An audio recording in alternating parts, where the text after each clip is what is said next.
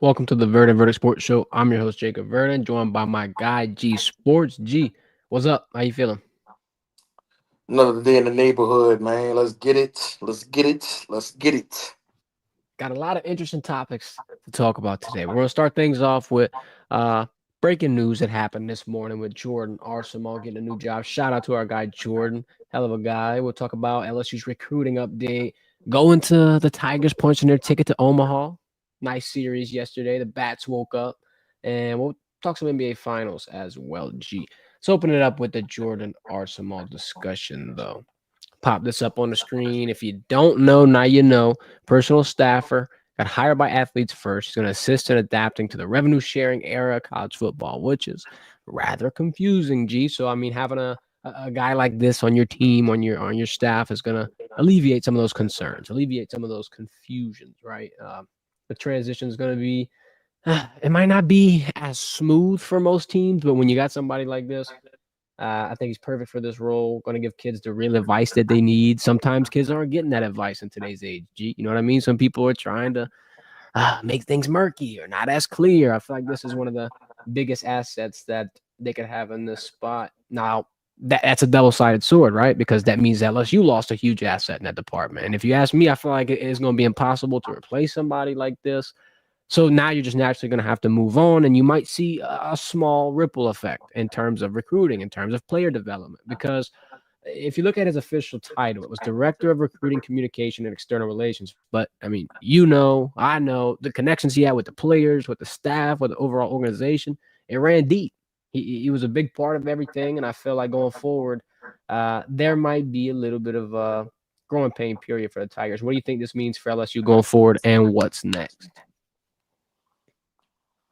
First off, I want to say, man, I'm proud of Jordan. Been knowing him for a long time, and he is somebody that's one of the most ambitious individuals I've ever been around. Just thinking back, thinking back way on his journey when he was coaching high school football, and to see him transition into college football and now get into the agency space, it was a long time coming. I think that when you look at some of the elite programs around the country, sometimes I think the head coaches, even the position coaches, get too much of the credit sometimes for the success of the program when you're talking about wins and losses, and when you talk about getting certain recruits in that building. Jordan Osimo is one of those people that did a lot of work behind the scenes when you talk about player relationships, when you're talking about making sure these recruits and their families are feeling at home when they come on visits, giving them the game, regardless if they coming to LSU or not. Uh, I've had tons, I'm talking about tons of families talk about how Jordan played a crucial and essential part into why they chose to come to LSU. I've had tons of families tell me that it was hard to tell LSU no because of Jordan Osimo, because of how real and authentic he was, and how he gave them the game, and how he didn't try to sugarcoat things to them and sell them a dream. And I think that's what made his relationship with people so crucial, and why I think LSU's gonna miss that. If it was me, I would have tried to figure a way to keep him. I'm sure he communicated that to Coach Kelly and the rest of the people in that building, that what his plans was to move on to the agency space with athletes first, who was, when you talk about ranking agencies in the around this industry, they probably like one or two, depending on who you're talking about. They're huge. Yeah, yeah, they led by Ty Franks, who is, in my opinion, arguably the best agent in the game. Has negotiated tons of deals with some of the top tier athletes. When you talk about Derek Stingley, you just, I could go on and on about the different players they have on the athletes first. And adding Jordan is going to make them even more of a juggernaut in the agency space. So I think LSU should have made more of an effort uh, to keep Jordan at home.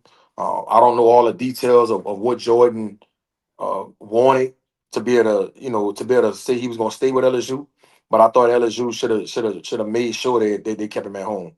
I think that they won't feel the wrath of not having him in that building for about another year. All right. When you start seeing that the leg work that he was doing around the clock is not being done anymore, I think they're gonna realize it. I think they're gonna realize it. And look, it's business. You can't make everybody happy. And that's not to say that LSU didn't try to keep him home. I haven't had those conversations with Jordan about, what went into those discussions. But if it was me, and I guess I'm being a little biased because I know the makeup of Jordan and I know the entirety of all the different things he's done since he's been at LSU. I would have tried to make sure that he didn't leave out of that building, because not having him there, um, I think they're gonna realize that leave at him leaving um won't benefit the program going forward. Especially in this part, G. I mean, things are about to get confusing. NIL and all this, pay for play stuff was hard to navigate. It's gonna get even more murky. The House bill just got passed this weekend, so now obviously the revenue sharing will be put in place. Every team gets around what $21 million to divvy up. LSU's football program's gonna get 13 million of that portion.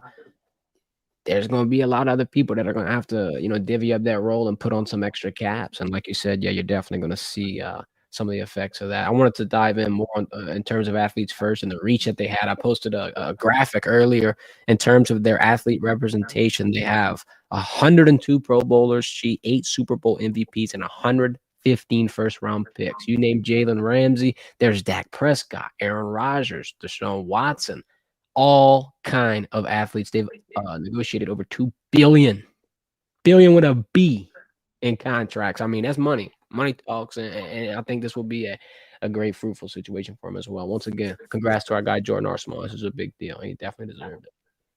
Let's talk about some recruiting. Let's keep it, related. LSU's got camp season underway.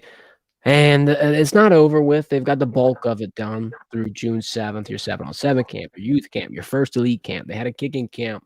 But what do you think uh, stood out the most from this? Do you have any intel, any prospects, any big names you think that you can walk away from this with? Like, okay, yeah, they went on and proved themselves. The only one that comes to mind is Elijah Haven. I know that Dunham was there for the 7-on-7 tournament. And I know Joe Sloan and Coach Kelly and the rest of their staff was paying close attention to Elijah. Uh, and, he is good as advertised. His daddy, Kwame, who I have a really good relationship with, uh, had a lot of discussions with Coach Kelly and Coach Sloan over the weekend. And I think that LSU is sold when you're talking about, could he be the future of the program once he gets to LSU? You talk about a kid that's 6'5", 220 pounds. I mean, his body is a specimen. All right. You just don't see a lot of quarterbacks that's built the way he's built. He's built like a linebacker in a sense, but he's lean at the bottom with some big quads. Has a strong arm, can move really, really good. Has that basketball background, right? That you look for in an athlete. And he has a good makeup for us character wise. Comes from a really, really good family, been around him a good bit of times. So I think that when you talk about checking all the boxes, Elijah Haven checks all the boxes. I think it's just gonna come down to his dad and his family just feeling comfortable with the staff and the direction of LSU's program. And I think a big part of this is, can Nussmeier take that next step this year? Because if he does and he ends up being a first round or even a second round pick, right? Now you can sell Mr. Kwame and Elijah on, look, we've had 3 quarterbacks come through this program that have been top 10, top picks in the draft. We've had 3 quarterbacks come through our program in the last 5 to 7 years that has took this team and took this program to new heights. Joe Burrow, Jay Daniels, and now Garrett Nussmeier. You see what I'm saying? Why Elijah Haven can't be the next one. And so I think that's pivotal in the recruiting pitch when you talk about Nussmeier having a good year this year, because you don't want the rumblings to start with other teams using that against him, saying, look, Nussmeier yeah, Jaden Daniels and Joe Burrow had some good years in their second year as a starter, but that was an anomaly, right? Nussmeier's second year he struggled. He didn't have the year everybody thought he was going to have. Maybe it's they not developing him right. Maybe they got lucky with with Jaden Daniels because technically they can't really take credit for Joe Burrow. That was Ogeron on them on that staff, right? So having Nussmeier have success this year is going to play a big part into Elijah Haven choosing LSU, in my opinion. And look, when we talk about the NIL, right? Of course, they're gonna pay attention to that, but they're well off. All right. Elijah's parents do really, really well for themselves. I don't think money and NIL will be at the top of the totem pole when you talk about picking a school. I think they understand that he needs to be developed. He needs to be in the right type of system, and he needs to be around a type of staff that they could trust, and a staff that's going to be there longevity wise. So I think that's a big part into Elijah Haven choosing LSU, man. I think they're gonna be paying really close attention to how Nussmeier took another step in his second year as a starter. And with that focus, I feel like that's somebody that you want to go all in on, put all the chips on the table for, not motivated by external things that, quite frankly, aren't going to always be there. That external motivation, sometimes, sometimes you got to look internal. Sometimes you got to add the intrinsic values that push you on the field, through the practices, hell, even in classes. I mean, the money ain't always going to get you through. You know what I'm saying? So that's a relieving aspect. Sticking around on quarterback prospects, I wanted to ask you a little bit more about Bo Bentley because I mean, as the times grow, as the connection, I guess, gets deeper, it seems like he could be becoming more and more of a focus. I know we've been talking about it, and at first we weren't really sure on if it was someone that they would 100% target. A lot of things are going to change. You got Oklahoma in on the mix, and by the way, Oklahoma's NIL collective is deep, dog. They got a softball player that they're giving $1 million to, so it's like that's going to be something that's hard to compete with as well. Speaking of NIL, plus you never know what happens by the end of the year, G. You could have MVB and Michael Van Buren. You could have Hurley come out and shock some people and earn some stripes. Maybe they come in a game where LSU's in garbage time, or God forbid an injury happens, and maybe they get supplemented, and you're like, hey, yeah, I like what I see. Also, the transfer portal, that's wide open. You don't know who's going to Jawan be Johnson, entering it. don't rule Jawan Johnson out. 8, yeah, exactly. He's another one of those tricky players that you could see his role grow as well. I guess I'm gonna ask you: do you think that they could potentially be focusing more on him, or is it still more of the same from what we talked about last? Focal point on Bull. On Bo Bentley, yeah. After the whole purple carpet event, they bring him with Hurley, Nussmeier, whatnot. As the time passes, as the connection grows, do you think that if it looks like he's a safer pick, and when I mean safer, I mean you're not going to have to use a bunch of resources on him. If he's another one of those players that's motivated by the connection, by the development, by things like that, is that somebody that they can focus on and bring in this class? I mean, he's a really good quarterback. So if he chooses to come to LSU and he says he wants to commit, I know that staff is gonna take him. Me personally, I don't think that they're gonna go all in on both. Because Michael Van Buren, you gotta remember, he's probably gonna end up red shirting this year unless Nussmeier gets hurt, right? So he's gonna be a red shirt freshman after this year, right? So Colin Hurley, we're gonna be a red shirt freshman, right? Jawan Johnson gonna be a red shirt freshman. These guys are fairly young, and I don't think it's a necessity to get Bo in this class, in my opinion. Nah, we always got to think about kids transferring out and things of that nature. I get it. But I don't think they're going to go all in on Bo. And I think Bo and his family is probably looking at that too. Like, damn, Michael Van Buren is only going into his second year of college. Colin Hurley is only going into his second year of college. Jawan Johnson is only going into his second year of college. Or his family could be thinking to themselves, we way better than them three. So when we get there, we'll beat all three of them out. Who knows? But I just don't think the staff is gonna go all in on Boo. I think they're gonna recruit him. I think they're gonna tell him what he want to hear. But I don't think they're gonna throw the kitchen sink at him to make sure they get him committed and signed, sealed, and delivered on signing day. Just because of the makeup of how the room is set up and how young those guys are. Makes sense. Got a lot of other prospects in terms of focus that you're gonna have to target in, like maybe Tristan Keys, maybe a Bowie Feaster. Smart strategy here. Real quick before we talk about NCAA baseball, everybody drop all your questions, comments, anything in the chat. Hit that like button. You know the drill. Live Monday, Wednesday, Friday. We're changing it to 1 p.m. Go follow my guy G on socials. Got everything linked in the description. Let's move into this though, G. They punched their ticket to Omaha. Look, it looked scary at times. Everybody was holding their breath, whether it be the regional or the super regional. But guess what? It's over with. You headed there. Peyton Manning, Omaha, Omaha. Punch your ticket. Hop on the plane. Get over there. LSU beat West Virginia in game two, 12-5. And look, the rain was worrisome as well. Baton Rouge weather. I don't know what the hell is the deal with it, G. It's piss and rain 1 second, then you turn your back, and now it's sunshine, and then it flip flops back and forth, back and forth. A lot of people were confused on why the game even got pushed back. A little small explanation for you. They want like a 2 to 3 hour window of just continuous sunlight. Like if there's even a little tiny speck on that radar, they gonna push it back. And I feel like who cares at the end of the day? You know why the box stays packed? LSU fans are loyal. They're gonna go, down Nicholson or go on Highland, get a little bite to eat, maybe a couple drinks in them, get a little rowdy, come back to the box. And LSU plays better at night anyway. The later it gets, I feel like the better the offense goes. And speaking about the offense, they silenced all doubters. I ain't gonna lie, because we were questioning whether or not they're gonna be able to wake them backs up. Boy, I feel like this was an insane game. Let me bring up this statistic. I love the deep dive in the stats. Check the box score. 91% of their runs, G, came in the second and seventh inning. They scored 12. 5 was in the second. 6 was in the seventh. Phenomenal performance. This is LSU's second College World Series trip in 3 seasons. First one since winning the national title. A couple of standout guys. Stephen Milam, Monster Milam, shout out to him.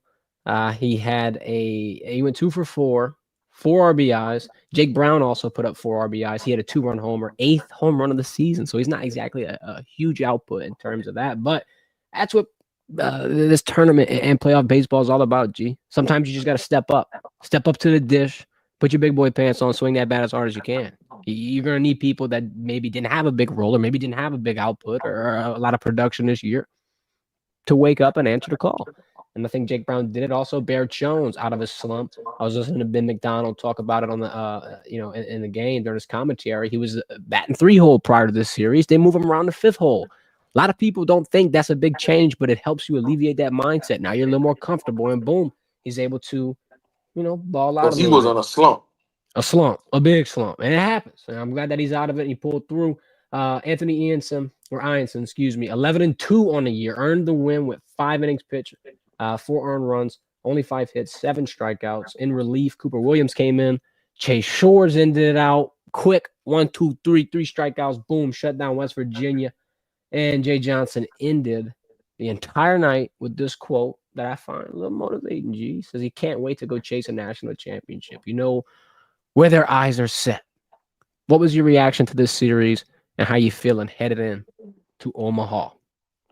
I think, Ianson, the way he pitched on the other night, it kind of goes to what I was talking about, right? You depending on your 2 aces to be flawless in a sense. And he wasn't. He gave up 5 runs?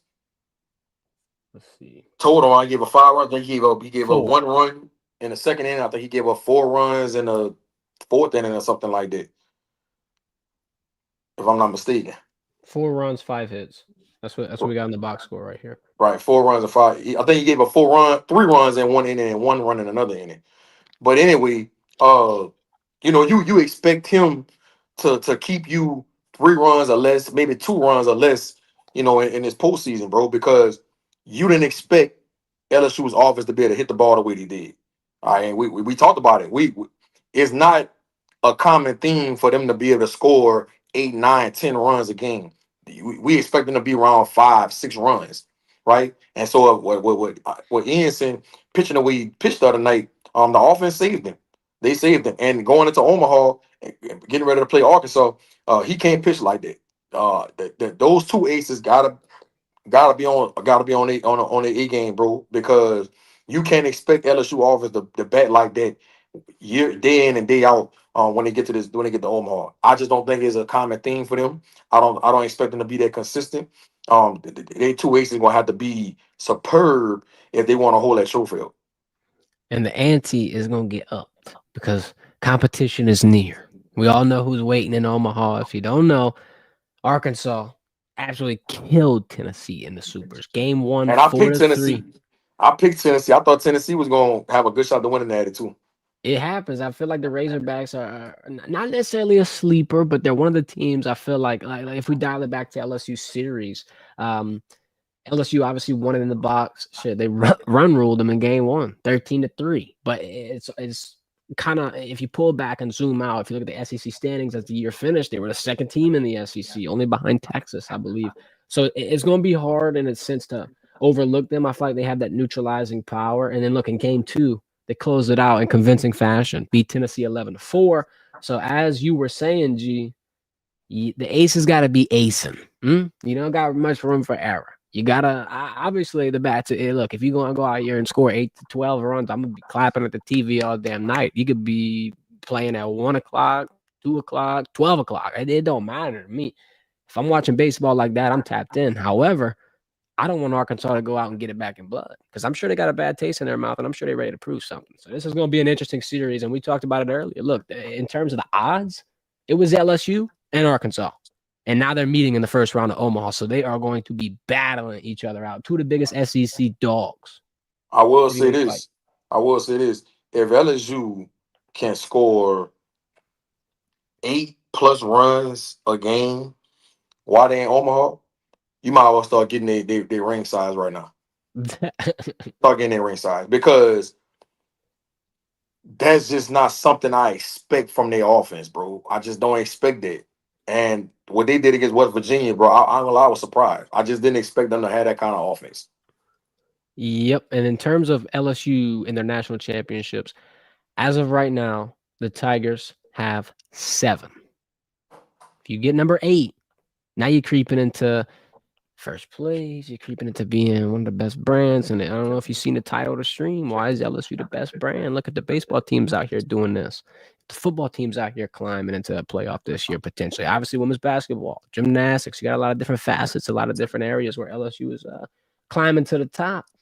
I think it'd be hard to go against that claim, especially in a world where you gotta pitch everything. G, not everything's about money. Some things are about brands. Some things are about platforms, success. What have you done for me lately? The recency bias. A lot of stock is going to be put into that, if you ask me.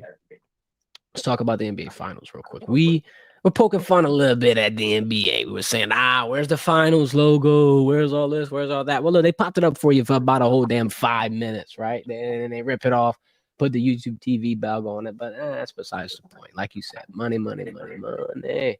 But Oklahoma City came out in convincing fashion. I'm not going to lie. Game 2, everybody wanted them to answer. Everybody was wondering, where the hell were the Thunder?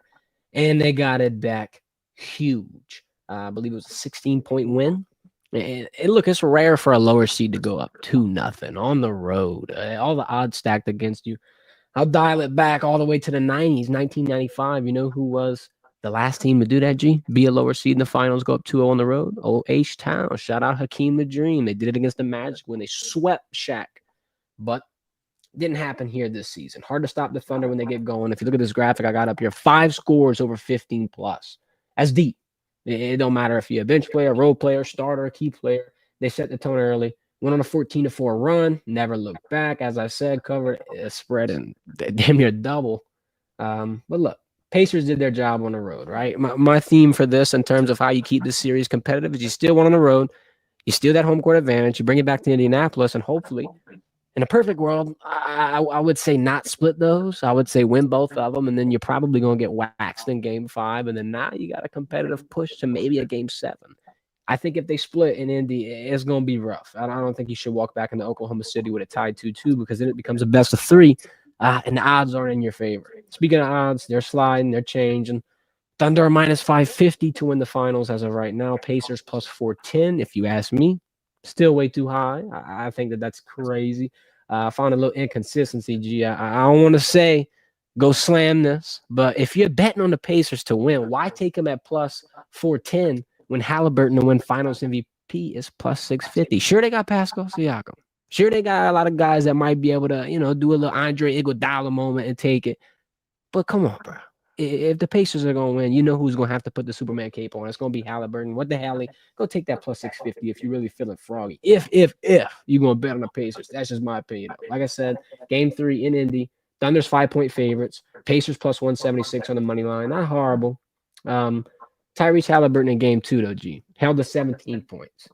Defensive matchups are draining them. If you're Carlisle, what do you do? What do you say? How do you get them activated again?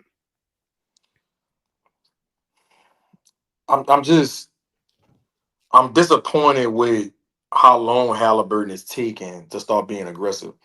And he did it in the first game, and it worked out in his favor. He was able to put his cape on in that fourth and will him to a victory. And I know we talked about how he does a lot of different other things throughout the game to impact it, but he has to be more aggressive trying to score the ball.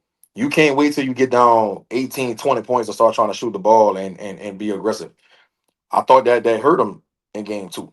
And I know they made some runs and cut it back to 10-9, but you could tell OKC had a point of emphasis of saying we got to keep our foot on their neck. We can't get comfortable. We can't make sure these people start getting some confidence and start, dropping his lead down.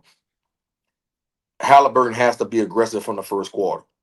He has to be aggressive from the first quarter. And look, I know OKC is sending different coverages at him. They're sending different looks at him. I get it. But we gotta, as a staff, Indiana, they have to be more creative in saying, look, we're gonna throw, two stagger screens at the top of the key to let them come off and be able to give them some looks. They gotta do some different things to be able to get Halliburton to be more aggressive because he's their best playmaker. And when he's being a playmaker and he's touching the paint, and he talked about that. He said when he touches the paint, he feels good about it. Whether he's scoring it or he's making a play for somebody else. That has to be his mindset going into game three. I want to see Halliburton have at least 18 to 20 shot attempts, right? And it has to be early and often. I think if they do that, you won't see the Pacers get off to a slow start like they've had these first two games. But I'm gonna tell you, bro, when OKC had people like Caruso and Wiggins scoring the ball the way they did, you're not gonna beat them. All right, you know what Shea gonna give you. You know Shea gonna give you 30 plus or 25 plus every game. You know that, right? You know what Jalen Williams gonna give you 18 to 20. You know Shaq came out. You know Shaq gonna give you about 15 to 18, right?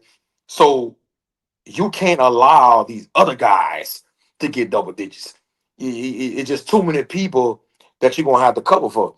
And I think that when the patients watch the film, I think they're gonna see that they gotta do a better job of keeping everybody else under control. You know what Shea gonna give you in those guys, but you can't let the role players get off. Right? You just can't happen, or you're not gonna have a shot in hell in this series. So I thought that was the biggest difference in game two. The role players just play out of their mind. They fed off that crowd. Defensively, they did a great job of swarming. You saw blue jerseys everywhere. You could just tell that the role players wanted to hold their end of the bargain. They didn't want it just to be on the big three in a sense when you talk about Shea, Jalen Williams, and Shea. They wanted to say, look, we gonna catch y'all slack. And you gotta think when you go on the road that those role players won't play the same. Not saying they can't have an impact on the game, but I don't anticipate Caruso having another 20-point game, especially on the road. I don't anticipate Wiggins, who barely plays, he spot plays. Some games he have DNPs.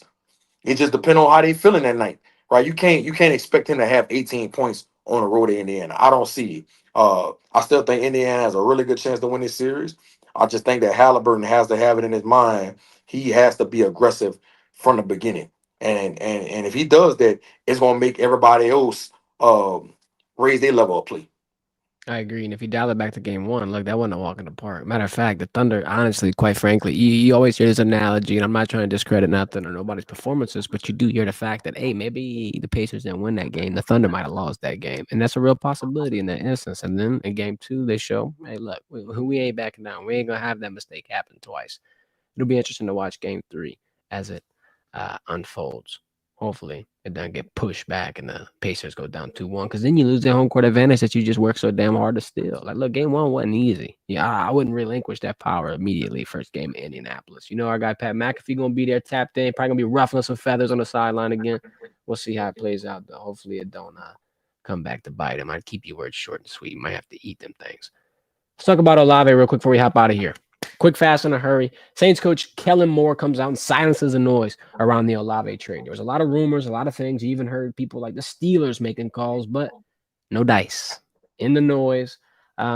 And this is smart. Like, look at the depth chart, G. This is your real only option in terms of pass target, primary receiver, clear cut wide receiver one. A lot of people are going to bring up the fact that he's banged up, injuries, or this or that. Look, when he's healthy, when he's 100%, he has dominant seasons, 1,000 yard seasons, high production, high yield. Um, the only thing I find interesting is the contract year. It's coming up in 2 seasons. It's still down the road, but it's not something that you want to ignore, right? Because the Saints are always strapped for cash. They're always in cap hell. Hopefully, with Kellen Moore and this new regime, they're able to figure it out. But the facts are the facts. This year, his salary is $1 million. Next year, it jumps to 15 million. I promise you, whenever it comes time to net cutting time, he's gonna get about what 30, 35 million, maybe even 40 million. Ain't no telling what the damn market's gonna be. So here's my question for you, G. Are they better off trading him for the future, stockpiling some draft picks, or do you put all the chips in on him? Absolutely not. They better not even think about trading Chris Olave. All right. Um, when I say this is not me trying to, how I want to put this. I'm not trying to say I don't appreciate Alvin Kamara, right? I think Alvin Kamara has been a really, really good player for the Saints. I think he still has something left in the tank. But I think if you're going to trade anybody, I think it should be Alvin Kamara. All right, because he plays the running back position. And, Mm-hmm. when you start talking about guys going into the seventh, eighth, ninth year, right, you got to understand that at some point, Father Time going to start kicking in. And Kamara has battled some injuries over the last couple of years. We got to start planning for that drop off. And I think before you see the drop off, I think you ought to move on. And I think that when you talk about that running back position, you got Kendrick Miller coming back, who they say they're expecting a big year from, right? I think that the guy Neil they drafted from Kansas, I think he gonna surprise some people. Oh yeah. I think he's somebody that nobody's talking about because he was a 6th round pick, Mm-hmm. right? I think he's gonna be able to help that room. But I feel like Chris Olave name should not be the one that's coming up in trade talks. It should be Alvin Kamara. And you might as well make a move now before waiting a year too late where you can't get nothing from it for him. Right? I think if they decided they wanted to move on from Alvin Kamara, they probably can get at least a fourth, maybe a 3rd round pick. And that's value. That's Oh hell value. yeah. That's value. That's value. And so, but I think that Chris Olave, you trade him away. I mean, who we gonna throw the ball to? Me, Please let me know. Cedric Wilson, right? Should Gabe he? Davis, if they sign him, that's it, bro. Ain't much. I mean, you need Chris Olave to make this thing go. We already don't have a tight end, a legit tight end. So, he's our number one option on offense, and there's no way you trade him away. If you were gonna trade Chris Olave away, you should have traded him before the draft, and then we got your number one in the draft. Right? Yep. You don't wait till this time of the year to say we're gonna get rid of him. If you do that, you just let me know that you're trying to tank for the number one pick next year. Might not even have to try to tank either. That's the sad part. But talking about waiting and talking about, being pushed, yeah, like, in terms of not having leverage or not having any type of value left, the Packers are gonna have to release Jair Alexander, dog, for the same damn reason because they know that they're not trying to pay that money. They know that they're running out of time, and they just gonna have to cut them. Ain't nobody making no deals. You don't want to fall into that situation. You don't want to fall into a spot where Didn't he everybody just get, behind your head. didn't didn't he just get arrested? I don't even know. Let me look Yeah, that. I think Jair Alexander just got arrested. Job money. Come on. I know they worried about the damn injury concerns and whatnot, but bro, it's a damn fan favorite for me, dog. I ain't gonna lie. Let me look this up. Hmm. Google says no. I don't know. Somebody that might have been Maybe some. Damn, uh, I ain't want. Let me knock on wood. I ain't trying to wish that on Jair Alexander. It that wasn't him. man, I got a whole job money jersey, bro. I'm gonna have to go jersey shopping. They doing me Yeah, wrong, bro. I got Devontae Adams, I got Aaron Rodgers, I got job money, man. I got a custom one too. That's the damn only one I got left. Gee, don't even buy NFL jerseys no more, dog. Don't do it. Ain't no point. it's the same thing with college football. Just get him a no name on the back of your name at this point. Like that's all you can do. I ain't even gonna lie. Appreciate everybody's time. Like I said, changing the stream to 1 p.m. Monday, Wednesday, Friday, as per usual. Go follow my guy G Sports on all his socials. We got the Twitter, we got the Facebook, the Instagram, YouTube, everything linked in the description.